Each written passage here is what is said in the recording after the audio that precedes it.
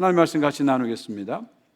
지금 촌모임 하고 오신 분들은 이번 촌모임의 나눔 질문이 아래 물건 중에서 당신에게 기도가 무엇인지를 설명하는 물건을 하나 고르라, 그런 삶 나눔 질문이 있는 것을 아마 보셨을 거고 실제로 하셨을 겁니다. 예를 들면 그 물건 중에는 비타민C라든지 손전등, 청진기, 나침판, 현미경, 지갑, 안경, 비누, 거울, 핸드폰, 커피, 이렇게 다양한 물건들이 나와 있어요.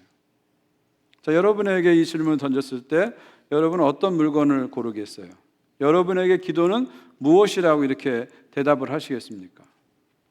저에게 여러분이 어떤 물건이 목사님에게 기도를 설명하는데 해당되는 물건입니까? 물어보신다면 저는 청진기라고 대답을 하고 싶어요. 청진기. 여러분이 몸에 이상이 생기면 의사를 만나게 되고요, 의사를 만나면 제일 먼저 하는 게 뭐예요? 청진기를 갖다 댑니다. 청진기를 여기저기 갖다 대면서 우리의 몸의 기본 상태를 이렇게 체크하죠. 저에게 있어서 기도는 저의 현재 상태를 체크하고 점검하는 그런 시간이 기도의 시간입니다. 그래서 제가 깊이 기도하고 기도를 깊이 하게 되면은요, 저의 현재 상태를 잘 알게 돼요. 그래서 경거망동하지 않고 어떤 결정할 때 지혜로운 결정을 하게 되고요, 또 시간 낭비, 에너지 낭비를 줄여서 좀 더 집중된 삶을 살게 해주더라고요. 반대로 제가 기도를 소홀히 하거나 기도가 약해지면은요, 현재 상태를 모르게 되니까 막 열심히 뛰어다니긴 하는데 뭔가 이게 질서가 없고 방향이 없이 살아갑니다. 그리고 그 바쁜 가운데서 어떨 때는 삶이 뒤죽박죽 되기도 합니다. 그리고 막 시간이 낭비되고 에너지가 낭비돼 가지고 열매가 없는 그런 시간을 보낼 때가 많아요. 그렇기 때문에 저에게 기도라는 것은 해도 되고 안 해도 되는 그런 일이 아니라 반드시 해야 할 가장 중요한 일입니다. 저에게 기도 시간은 제가 여러 가지 일을 해야 할 여러 시간 중에 하나가 아니라 모든 시간을 살려내고 모든 시간을 가치 있게 하고 의미 있게 하는 가장 본질적인 시간, 핵심적인 시간이 저에겐 기도입니다. 여러분, 우리 크리스찬에게는요, 기도는 생명입니다. 한번 따라해 주시겠어요? 기도는 생명이다. 다시 한번요. 기도는 생명이다. 그렇습니다. 우리 크리스찬들에게 기도는 생명 같은 거예요. 생명 같은 거예요. 기도 안 하고 우리는 살 수가 없습니다. 기도 안 하고 살게 되면 사실 위험한 거예요. 사실 어려운 거예요, 사실은요. 우리 크리스찬은 반드시 기도를 해야 됩니다. 기도를 해야 됩니다. 이 가을이 기도의 계절인데요, 여러분이 다시 기도했으면 좋겠어요. 기도와 담을 쌓고 살았던 사람, 기도 안 했던 분들도 이번 가을에는 다시 좀 기도의 자리로 나왔으면 좋겠어요. 그리고 기도를 지금까지 해왔던 분들은 이번 기회에 더 많이 기도하고 더 깊이 기도하고 더 간절히 기도했으면 좋겠습니다. 오늘 사도행전 12장 말씀을 가지고요, 기도라는 관점에서 한 번 더 살펴보려고 합니다. 우리가 지난주에 살펴본 대로 지금 초대교회에 가장 큰 위기가 왔죠. 핵심 리더인 사도 야고보가 처형을 당했어요. 헤롯 왕에 의해서 참수를 당합니다. 그리고 핵심 중에 핵심인 베드로 사도가 체포돼서 감옥에 갇히게 되었습니다. 그리고 이제 무기해절 기간이 지나면 끌어내가지고 많은 사람들 앞에서 이 베드로를 역시 참수라고 처형을 할 겁니다. 졸지에 핵심 리더 두 사람을 잃어버리게 되는 절대절명의 위기 앞에 초대교회가 서 있는 것이죠. 자, 이런 위기 앞에서 초대교회가 어떻게 반응합니까? 5절 말씀 보십시오. 이에 베드로는 옥에 갇혔고 교회는 그를 위하여 하나님께 간절히 기도하더라. 그 위기 앞에서 초대교회는 온 교회가 합심해서 간절히 기도했습니다. 어려움이 오자 걱정하더라. 어려움이 오자 불평하더라. 어려움이 오자 원망하더라. 어려움이 오자 회의를 하더라. 이게 아니고요, 어려움이 오니까 그들은 기도했습니다. 어려우면 기도하더라. 어려우면 엎드리더라. 이것이 바로 초대교회의 기도 본능이고 기도 영성입니다. 자, 이렇게 간절히 기도하자 어떤 일이 일어나죠? 7절을 보십시오. 호련히 주의 사자가 나타나며 옥중에 광채가 빛나며 또 베드로의 옆구리를 쳐 깨워 이르되 급히 일어나라 하니 쇠사슬이 그 손에서 벗어지더라. 호련히 하나님께서 역사하셔서 옥문이 열리고 사슬이 풀어지게 됩니다. 성도들이 베드로의 석방을 위해서, 베드로를 위해서 간절히 기도하자 굳게 닫힌 옥문이 열려지기 시작합니다. 꽁꽁 묶었던 쇠사슬이 풀려지게 되는 것이죠. 기도하자 옥문이 열리는 겁니다. 기도하자 쇠사슬이 풀리는 거예요. 여러분, 이것이 바로 중보 기도의 위대한 능력입니다. 중보 기도의 능력입니다. 여러분이 누군가를 위해서 간절히 기도하면 하나님은 절대로 가만히 계시지 않고 그 사람 위에 강력하게 역사하십니다. 여러분 자녀들을 위해서 간절히 기도하면 하나님은 여러분 자녀에게 가만히 계시지 않고 간절하게 강력하게 역사하십니다. 또 여러분이 성도들을 위해서, 환우들을 위해서 간절히 기도하면 하나님은 반드시 역사하십니다. 기도라는 것이 바로 그런 의미가 있는 거예요. 의미가 있는 거예요. 기도하면 옥문이 열리고 쇠사슬이 풀려지게 되는 거죠. 2차 대전 당시에 영국 캔터버리 대주교였던 윌리엄 템플이 있습니다. 이 윌리엄 템플은 당시 영국 사람들에게 가장 존경받는 설교자고 저술가였습니다. 하루는 이 윌리엄 템플이 옥스퍼드 대학, 영국의 가장 명문 대학이죠. 옥스퍼드 대학 가서 강연을 하게 됐습니다. 그 강연의 주제가 뭐냐면 기도에 응답하시는 하나님, 이런 주제로 강연을 하게 됐어요. 강연을 끝나고 나자 한 옥스퍼드 대학생이 질문합니다. 주교님, 오늘 같은 이런 시대에 기도가 응답된다고요? 말도 안 됩니다. 그것은 우연에 불과합니다. 이런 식으로 질문했던 것입니다. 그러자 이 템플 주교가 그 질문을 듣고 이렇게 말합니다. 그럴 수 있습니다. 우연이라고 말할 수 있습니다.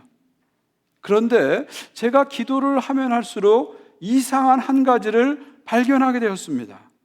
그러면서 이렇게 말합니다. 아주 유명한 말입니다. 내가 기도하면 우연이 생기고 내가 기도 안 하면 우연이 생기지 않는다는 것일세. 이렇게 말했습니다. When I pray, 내가 기도하면 coincidence, 우연히 happen, 일어나는 거예요. When I don't, 내가 기도하지 않으면 they don't, 우연도 일어나지 않는다, 이런 말입니다. 그렇습니다. 세상 사람들은 기도 응답을 우연이라고 말할 수 있어요. 이거 우연의 일치야, 그렇게 말할 수 있어요. 그럴 수 있습니다. 그런데 여러분, 중요한 것이 있습니다. 여러분이 기도를 안 하면 그런 우연도 나타나지 않는다는 것이죠.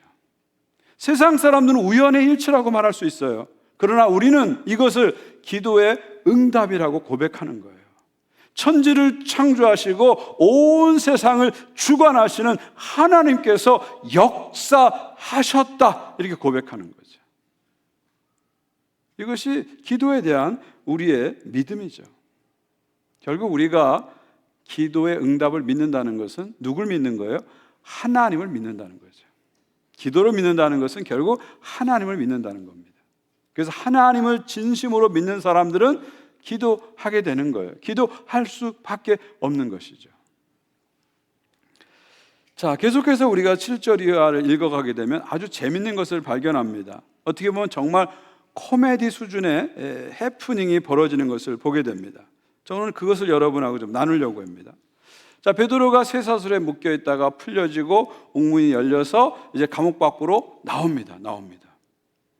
감옥 밖으로 나온 다음에 베드로가 어딘가를 향해서 찾아가게 되죠.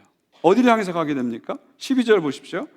깨닫고 마가라 하는 요한의 어머니 마리아의 집에 가니 여러 사람이 거기에 모여 기도하고 있더라. 하나님께서 성도들의 기도에 응답하셔서 자신을 풀려나게 하신 것을 베드로가 깨닫고 어디를 가요? 자신을 위해서 기도하던 그 집, 마가의 다락방, 그 집으로 찾아가게 되는 것이죠. 지금 성도들은 그 마가의 다락방 집 안에서 베드로의 석방을 위해서 간절히 기도하고 있는 것입니다.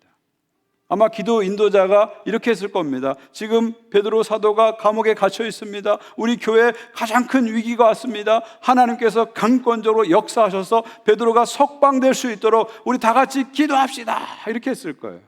그러자 성도들이 주여 하면서 간절히 그 방이 떠나갈 정도로 기도하고 또 기도했을 겁니다. 그리고 하나님께서는 그 기도를 들으시고 베드로를 석방시켜서 그 기도하는 집 문 앞에 오게 하신 것이죠. 그러면서 베드로는 그 집 문을 똑똑똑 두드리게 됩니다. 13절 보십시오. 베드로가 대문을 두드리는데 노대라 하는 여자아이가 영접하러 나왔다. 베드로가 똑똑똑 그 집에, 기도하는 그 집에 문을 두드리게 됩니다. 그러자 노대라는 이름의 한 소녀가 나오게 되죠. 여러분, 이 마가의 다락방 우리가 그렇게 얘기하는데 요즘 말로 하면 이 다락방이란 2층 집이라는 뜻입니다. 2층 집이라는 뜻이에요. 우리 캐나다에는 2층 집이 참 많아요. 근데 예수님 당시에는 2층 집은 드문 집입니다. 2층 집이라는 건 아주 큰 부잣집을 얘기해요. 옛날에 부잣집에는 하녀와 하인이 많았습니다. 이 로데라는 여자아이도 그 마가의 집안, 마가 요한의 집안에 하녀 있을 것이다, 이렇게 우리가 봅니다. 자, 이 하녀 중에 한 명인 로데가 나왔어요. 14절 보십시오. 베드로의 음성인 줄 알고 기뻐하여 문을 미처 열지 못하고 달려들어가 말하되 베드로가 대문 밖에 섰더라 하니. 자, 한번 생각해 보십시오. 밖에서 베드로가 똑똑똑 하고 두드리는 거예요. 그러자 안에서 노대라는 소녀가 누구세요? 라고 말했겠죠. 그러자 밖에서 베드로가 나야 베드로야 하고 얘기를 했겠죠. 자, 이 마가 요한의 다락방 집은 사도들이 자주 모이고 자주 왔던 곳입니다. 그러니까 이 노대라는 여자아이는 베드로의 얼굴도 알고 베드로의 음성도 아는 거예요. 그래서 그 음성을 듣는 순간 아, 베드로가 왔구나 확신하게 된 거죠.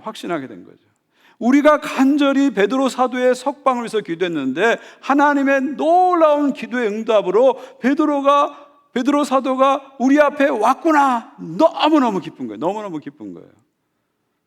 너무 기쁜 나머지 문 열어주는 걸 잊어버린 거예요. 그리고 그냥 가버린 거예요. 안쪽으로 가버리는 거예요. 아마 이 순간에 베드로가 참 뻘쭘했을 거예요. 아니, 문 열 줄 알았는데 그냥 가버리니까 얼마나 뻘쭘했을 거예요. 코미디 같은 일이 벌어진 거죠. 근데 그 다음 장면은요, 더 웃긴 현실이, 코미디가 벌어집니다. 15절 보십시오.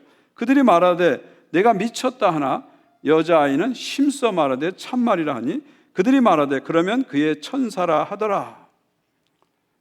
지금 소녀가 와서 베드로가 석방되었어요. 하나님이 우리의 기도를 들으셔서 응답하셔서 베드로 사도가 지금 석방돼서 저 문 앞에 와 있어요. 막 외쳤겠죠. 막 흥분해서 막 외쳤겠죠. 그럴 때 사람들이 어떻게 반응합니까? 우리 같으면 어떻게 반응할까요? 할렐루야, 주님 응답하셨습니다, 이렇게 반응할 텐데 이 사람은 어떻게 반응해요? 너 미쳤구나. 아니, 베드로가 지금 감옥에 있는데 어떻게 우리 집 앞에 와 있어? 너 미쳤구나, 이렇게 얘기하는 거예요. 정말 이 소녀 입장에서는 답답해서 미칠 지경일 거예요. 그러니까 사람들이 멀쩡한 사람을 미친 사람 만들어가고 있는 거, 어떻게 보면은요. 그러자 이 소녀가 답답해서 막 외칩니다. 이게 참말입니다. 진짜요. 막 외칩니다. 그러자 한 사람이 얘기하죠. 아마 베드로가 아니고 그의 천사일 거야, 이렇게 얘기합니다. 여러분, 이 당시에 유대인들은 각 사람마다 하나님이 그 사람을 수호하는 천사를 보내주셨다. 그 수호 천사를 믿었어요, 이 당시 사람들은. 그런데 그 수호 천사의 얼굴은 그 수호하는 사람의 얼굴과 비슷하다고 그 당시 사람들이 이렇게 믿었어요. 실제로 여러분이 마태복음 18장 보게 되면 예수님 뭐라 그러세요? 각 성도들을 담당하는 천사가 있는데 그 천사들이 천상에서 하나님 아버지의 얼굴을 본다, 이런 표현이 마태복음 18장에 나오죠. 어쨌든 이 당시 사람들이 이런 세계관을 갖고 있기 때문에 지금 베드로가 왔다는 이 소녀의 말을 듣고 베드로의 천사일 거야. 베드로가 올 수가 없어. 베드로의 천사일 거야. 이렇게 대답하는 거예요. 무슨 얘기입니까?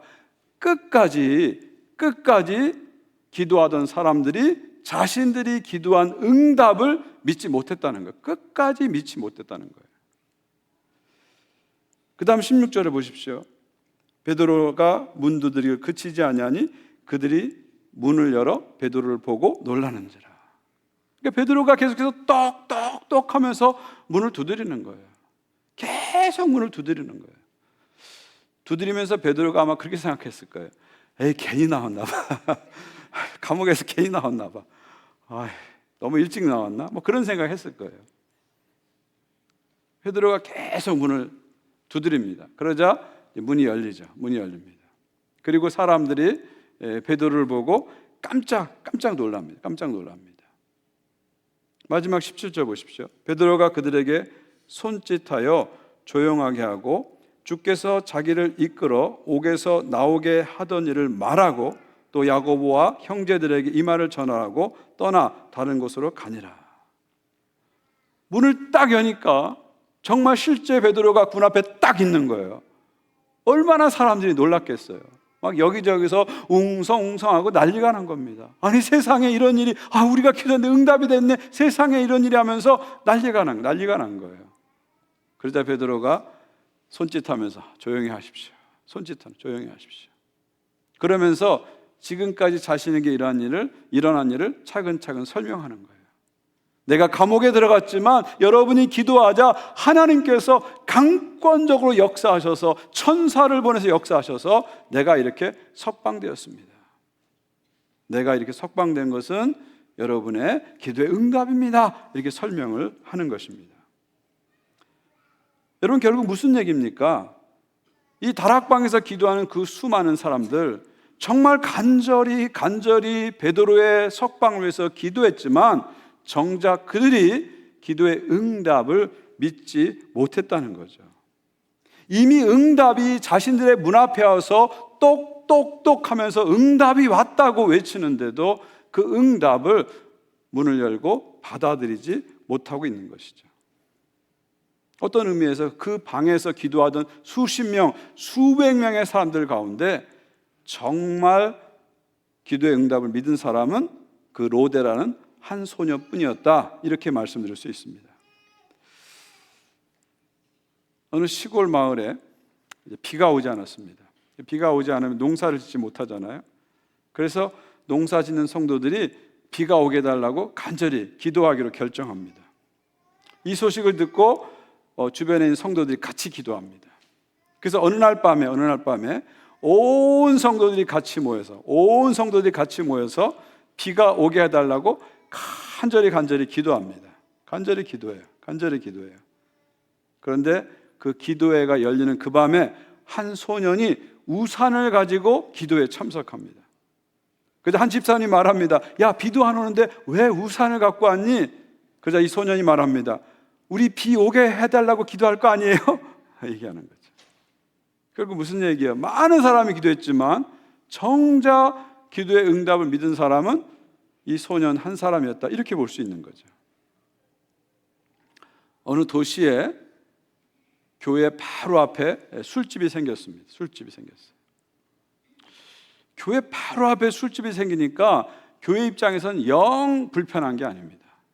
밤마다 그냥 번쩍번쩍하고 그냥 시끌시끌하니까 예배하는데, 신앙생활하는데 많이 방해가 되는 거예요. 뭐 수요예배 드릴 때면은 이 오디오가 서로 물리는 겁니다. 여기서는 나 같은 죄인 막 하는, 저쪽에서는 놀아보세요 젊어서더라 막 이러니까 이게 은혜가 안 되는 거예요. 그래서 온 교인들이 작정 기도를 합니다. 저 술집 망하게 해주십시오. 간절히 작정 기도합니다. 근데 얼마 지나서 술집이 진짜 망했어요. 근데 이 술집 주인이 그 소식을 들은 거예요. 교인들이 간절히 우리 집 망하게 해달라고 기도했다는 소식을 들었어요. 그래서 고소해요. 그래서 법정에 나와가지고 술집 주인은 판사에게 하소연하는 겁니다. 저 사람들이 기도해서 우리 집이 망했습니다. 우리 술집이 망했습니다. 하소연하는 겁니다. 근데 반대로 교인들은 뭐라 그러는지 아세요? 아니, 무슨 말씀이에요? 기도한다고 그런 일이 있을 수 없습니다. 말도 안 됩니다. 항변하는 거예요. 이 공방을 다 듣고 나서 판사가 명판결을 내립니다. 교인들이 기도해서 술집이 망했는지는 정확히 판결할 수 없다. 그러나 한 가지 정확한 판결은 있다.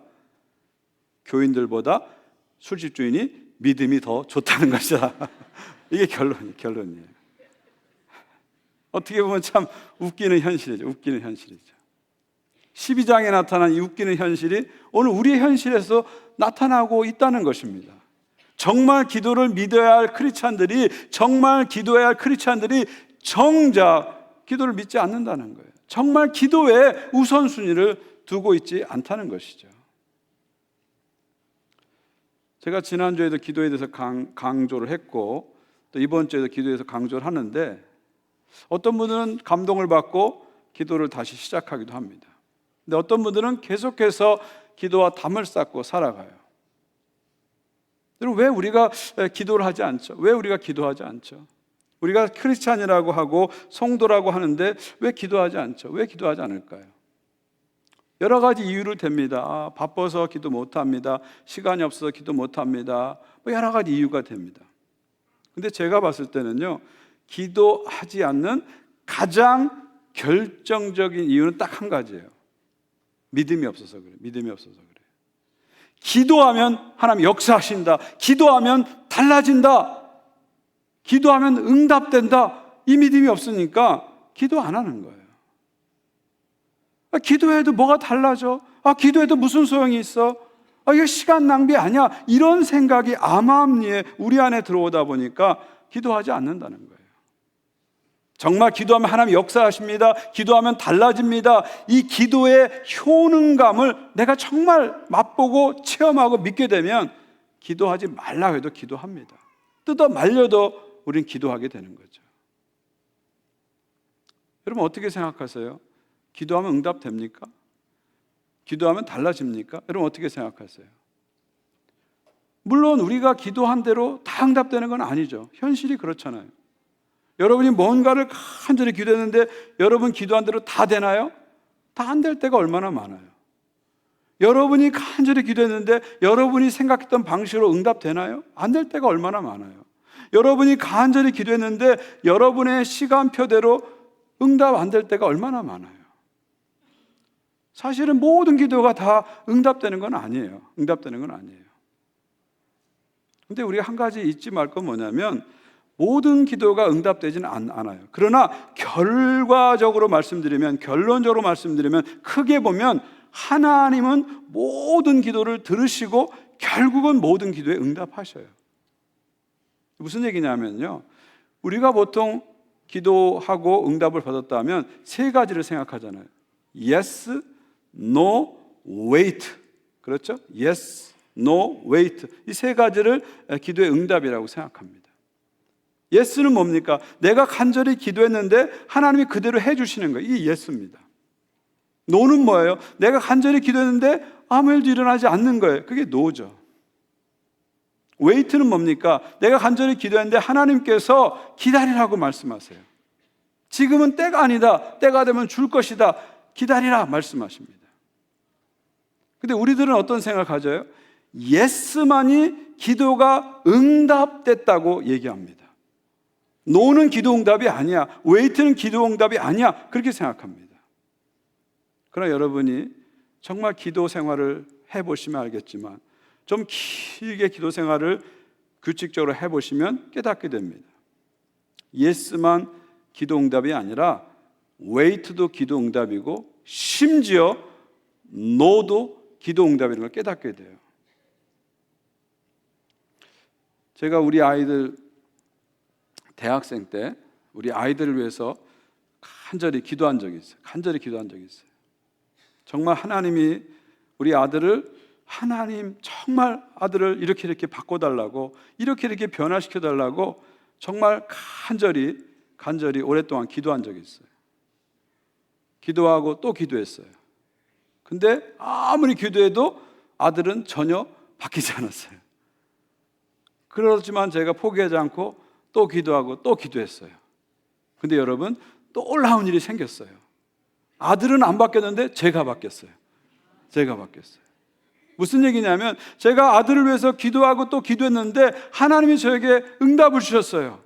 네가 원하는 대로 아들이 되는 것이 응답이 아니라 하나님의 뜻은, 나의 뜻은 네가 너의 아들을 있는 모습 그대로 보고 있는 모습 그대로 받아주는 것이다 말씀하셨어요. 기도하면서 제가 깨닫게 된 거예요.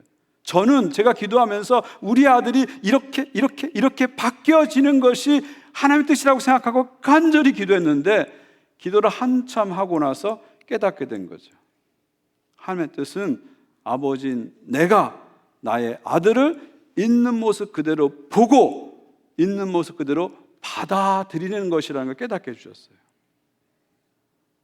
여러분, 제가 기도한 대로 아들이 바뀌지 않았어요.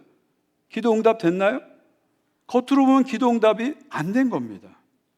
근데 저는 기도하면서 깨닫게 됐죠. 아, 이게 진짜 기도의 응답이구나. 이게 진짜 하나님의 응답이라는 걸 깨닫게 됐어요.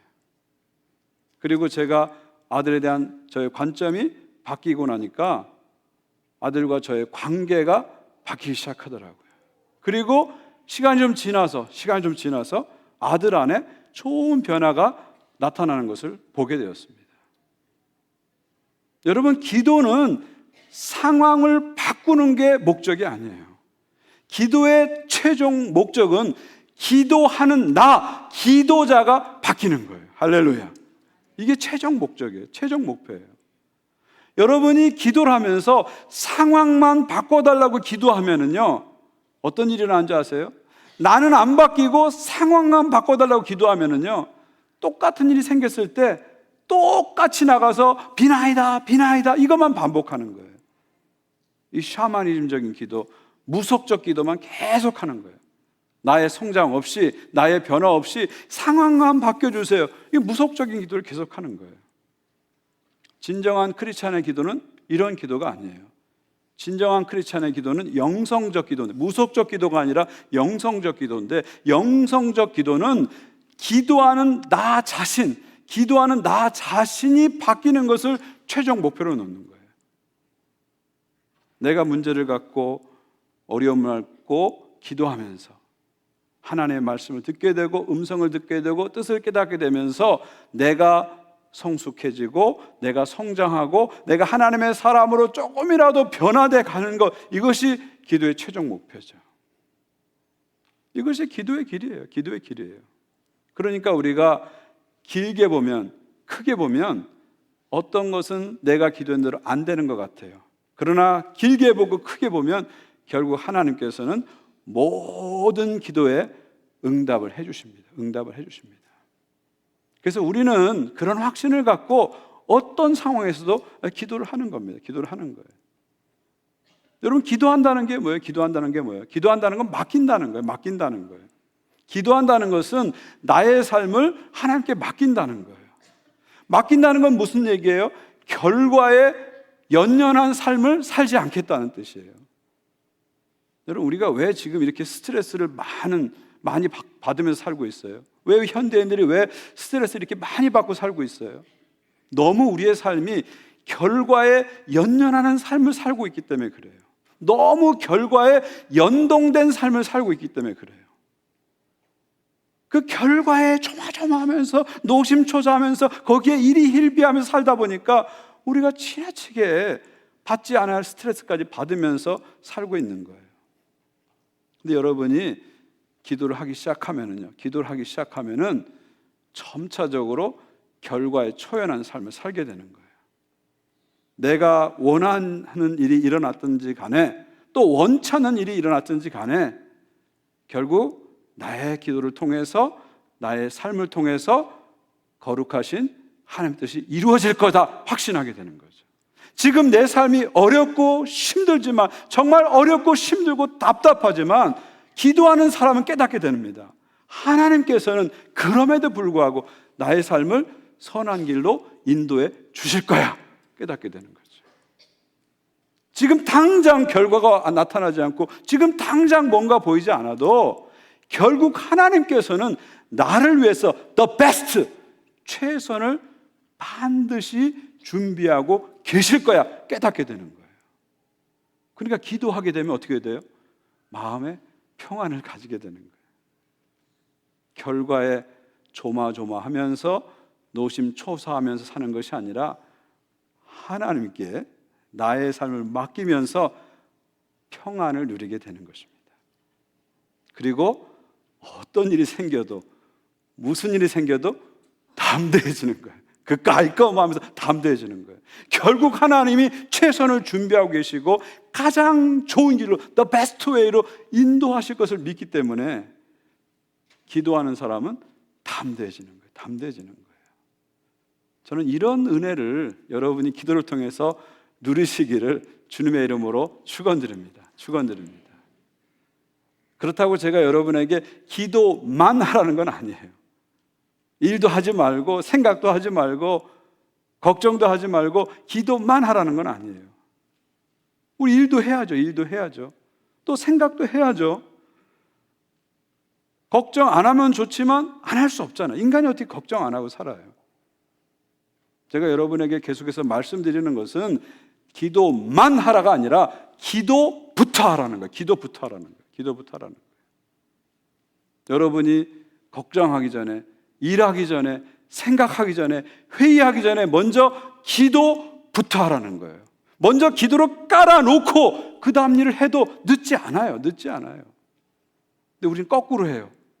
어려운 일이 생기면, 문제가 생기면 걱정부터 하고 전화부터 들고 인터넷부터 찾고 일만 열심히 하려고 해요. 그러면서 하는 얘기가 너무 바빠서, 너무 시간이 없어서 기도할 시간이 없어요. 그렇게 말하는 거예요. 그러니까 우선순위가 우리가 잘못된 삶을 지금 살고 있다는 거예요. 기도를 우선순위에 놓지 않고 하나님을 우선순위에 놓지 않고 살고 있다는 거예요. 그러다 보니까 삶이 뒤죽박죽이 돼가지고 방향을 잊어버리고 그냥 바쁘게 헐레벌떡 살고 있는 것이죠. 그러나 우리가 기도하게 되면, 기도부터 하게 되면 그 다음 과정이 질서가 잡히는 거예요. 방향이 잡히는 거예요. 삶의 새로운 차원이 열려지는 것입니다. 저는 여러분이 기도부터 했으면 좋겠어요. 기도로 살았으면 좋겠고 기도로 돌파했으면 좋겠습니다. 기도할 수 있는데 우리가 왜 걱정하십니까? 왜 기도할 수 있는데 염려부터 하십니까? 결정적으로 하나님이 계신데 왜 걱정부터 하십니까? 먼저 기도하세요. 먼저 기도하세요. 먼저 하나님께 나가세요. 먼저 여러분의 삶을 하나님께 맡기세요. 맡기세요. 다시 기도의 자리로 나오시고 기도를 회복하십시오. 그리고 기도를 통해서 여러분의 삶의 새로운 차원을 열어보십시오. 기도를 통해서 삶을 돌파하는 그 힘이 뭔지를 느껴보시기 바랍니다. 여러분, 기도하는 것 자체가 능력이에요. 기도 응답이 능력이 아니라 기도하는 것 자체가 능력이라니까요. 기도하면 그 시간부터 하나님이 능력을 부어주시고 담대함을 부어주시고 지혜를 부어주세요.